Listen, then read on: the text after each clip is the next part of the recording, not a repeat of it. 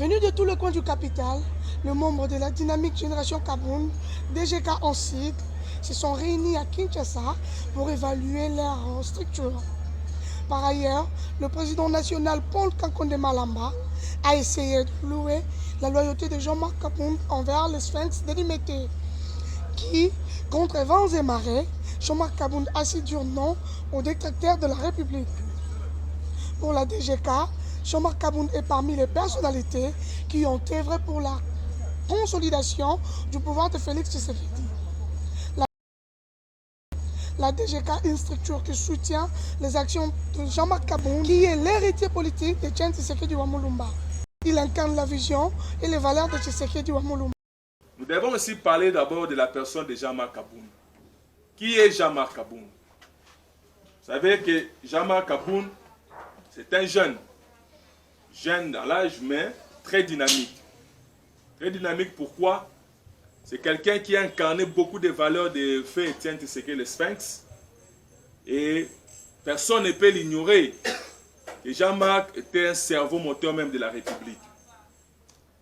Le parcours de Jean-Marc, un jeune engagé, membre effectif de l'UDPS. Il a été plusieurs fois président cellulaire à Olomami, jusqu'à devenir président fédéral à Lomami.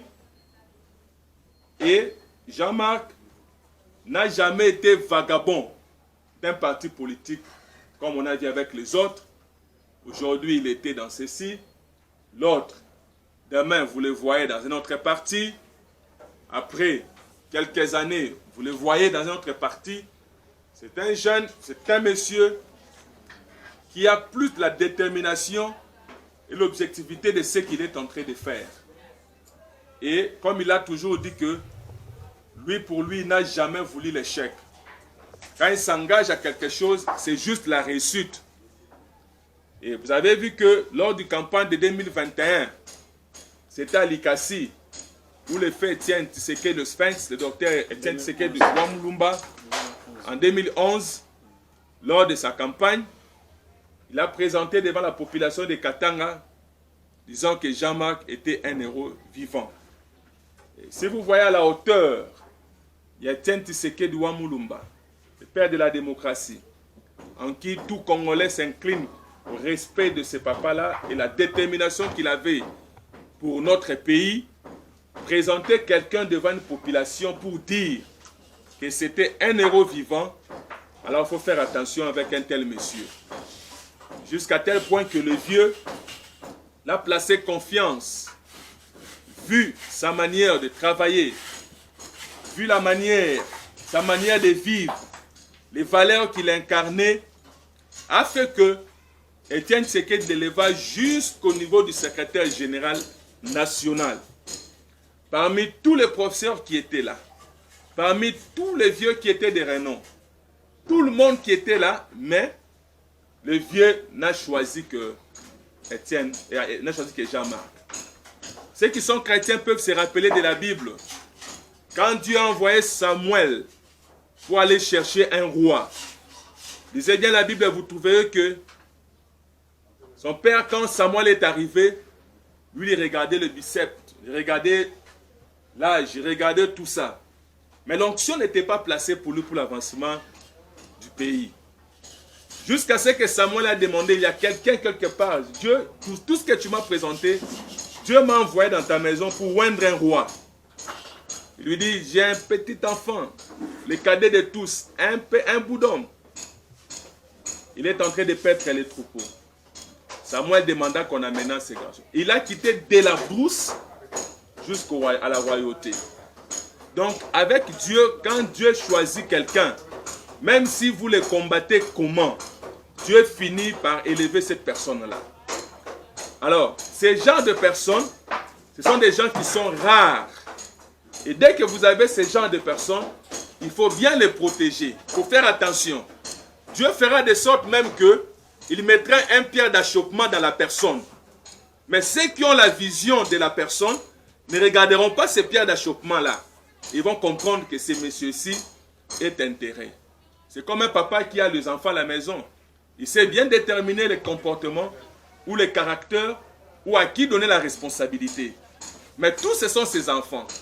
Papa s'est décidé, c'est lui ici, je trouve qu'il a à mesure, il y a quoi assumer ma responsabilité telle. Oh, et c'est comme ça aussi dans la famille politique. Un vrai leader à la hauteur de Tiens Tshisekedi n'a pas regardé les études faites des autres, n'a pas regardé ce que Obat Bazalaki Nango, mais il a regardé ce qui était à l'intérieur de la personne, qu'il était capable de pouvoir diriger son parti. Et Jean-Marc a été placé comme secrétaire général. Il appelle même le testament de Tiens Tshisekedi Wamulunga. La personne en qui Tshisekedi a laissé le pouvoir de l'UDPS est resté entre les mains de Jean-Marc Abouna. À telle enseigne que Tiens Tshisekedi a fait une déclaration très forte pour dire: Jean-Marc, je te laisse cette partie. Tu amèneras ces partis au pouvoir. Jean-Marc est resté, malgré tout ce qui était arrivé. Jean-Marc a organisé un congrès où il a organisé pour placer Félix Tshisekedi comme président du parti. Et vous allez remarquer que la guerre de Jean-Marc n'a pas commencé aujourd'hui. Dès lors que Félix devient président du parti, il a eu du mal à nommer Jean-Marc Aboun comme secrétaire général. Est-ce que vous le savez? Il a eu du mal. Parce qu'il y a eu des gens qui sont venus tout autour de lui. Non, tu ne peux pas le mettre secrétaire général. Tu ne peux pas, tu ne peux pas. Et ceux qui ont réclamé Jean-Marc comme secrétaire, c'était la population, c'était à Sainte-Thérèse. Quand Félix a déclaré devant la population pour leur dire: dans quelques jours, vous serez le secrétaire général de l'UDPS. Et les gens ont crié: Zongisela biso Jean-Marc Aboun. C'était la population. Zongisela biso Jean-Marc Aboun. Et Félix n'avait pas de choix. Et voilà pourquoi il a mis Jean-Marc Aboun encore comme secrétaire général.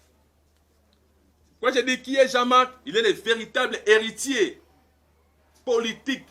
Il incarne la vision de Tiens Tshisekedi. Et à un moment donné, des fois, quand je suis avec lui, j'ai un peu de j'ai dit, même ta démarche commence à changer. Ça prend même la forme de Tiens Tshisekedi, la façon de parler. Vous comprenez que, comme on dit à Lingala, Amela Tshisekedi. Vous comprenez? Amelae. Donc, ce qui est de valeur de Tiens Tshisekedi, Jean-Marc n'a jamais voulu, et ça l'a mis à terre. Un jour, je lui posais la question pour lui demander, pendant qu'il y avait du temps de Kabila, avant qu'on puisse embaucher Bruno Tshibala comme Premier ministre, c'est Jean-Marc qui a été proposé avec des millions. Avec des millions. Et moi, je connais des politiciens qui venaient lui proposer. Il les a chassés comme des petits enfants avec leur argent.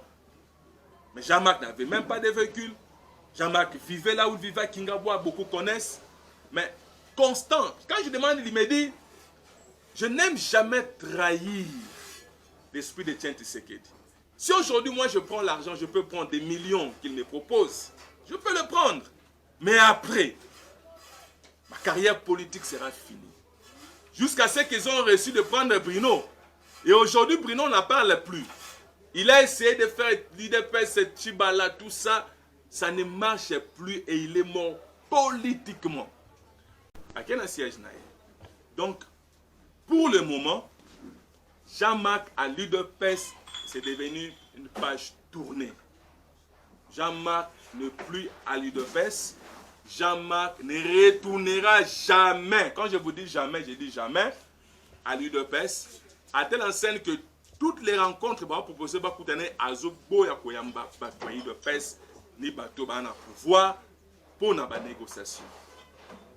Jean-Marc, c'est quelqu'un qui est à la conviction. Est-ce que Bloro Mouto a l'ingrat sale? Est-ce qu'il a réussi? Moi, je vous dis que Jean-Marc a réussi na Mboka.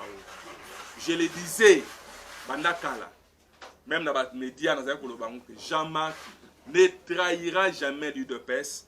Et Jean-Marc n'a pas quitté l'UDPS. C'est l'UDPS qu'il a chassé. L'UDPS est Bengani. Comme je disais aux autres, bon, comme je Bengani Jean-Marc, c'est de Bengani n'a pas l'UDPS. Mon chef est partout. Voilà pourquoi Nalina même a esprit pour comprendre que nous, la dynamique génération Kaboun, la structure, nous sommes dans Kaboun, tous à la hypocrite. Vous savez, quand vous soutenez quelqu'un, vous devez assumer. Soutien à pas Moutouana. C'est pourquoi je vous appelais pour vous dire que l'autorité morale n'a pas de référence. Oh, bisonyoso, to simbaka, oh, to tchaka mutema, a créé parti politique naïe. Et jusqu'à la fin du mois, on a lancé parti politique. Alors ça, point de presse, jusqu'à la fin du mois, on a lancé parti politique. Donc, je vous appelle pour vous dire, moi qui vous parle, je suis membre fondateur, parmi les membres fondateurs, il y a parti politique Wana. Moi, le président national de la dynamique Kaboun, nous sommes membre fondateur de la parti. Je vous appelle pour vous dire que vous allez déçu jamais. Vous allez déçu jamais. Et je vous confirme et je vous dis que parti Wana est rejoint ampleur à tel point que tu vas partir parce que Jean-Marc, la personne qui réfléchit, la personne qui est intelligente, ne peut que soutenir Jean-Marc. Moi, je suis costaud, je sage politiquement. Donc, soutenir Jean-Marc, vous n'allez jamais dessus. Il y a un lélo DGK, je vais clair pour vous dire, et je vais faire une déclaration à la fin. Il y a la presse. Et il y a un site sur place de DGK. Aujourd'hui, DGK s'engage. Il y a un parti, il y a Jean-Marc Kaboun. Est-ce que vous êtes d'accord? Oui. Manifestez la même dans ma bouche.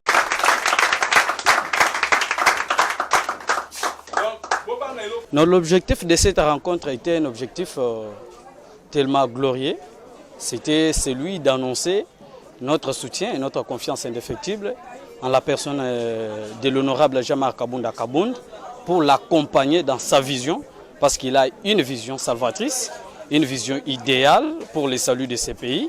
Alors, nous, de la dynamique de la génération Kabound, nous avons voulu démontrer, manifester notre soutien, notre confiance, renouveler encore cette confiance en sa personne, en fait de l'accompagner pour la matérialisation de cette vision. Son initiative, elle est bonne pour le soutenir. En tout cas, l'initiative de Jean-Marc Kaboun Kabound est une initiative salvatrice, comme je venais de le dire tout à l'heure, pour le salut de ces pays. En tout cas, nous avions cru au changement, à l'alternance. Mais on s'est rendu compte que rien n'évolue. Les conditions de vie socio-économiques sont en train de s'empirer de plus en plus qu'il y a 5 ou 6 ans. Alors pourquoi? C'est parce que ceux qui sont au pouvoir aujourd'hui n'ont pas pu mettre en œuvre la vision du fait Etienne Tshisekedi Omulumba. Voilà pourquoi cette vision qui est incarnée par l'honorable Jean-Marc Kaboun Kabound mérite un soutien pour sa matérialisation. Pour la DGK, l'objectif est de s'étendre sur l'étendue nationale pour perpétrer la vision et les valeurs qu'incarne Jean-Marc Kabound. Il s'engage à adhérer dans le parti politique de Jean-Marc Kabound pour les soutenir dans les actions à venir.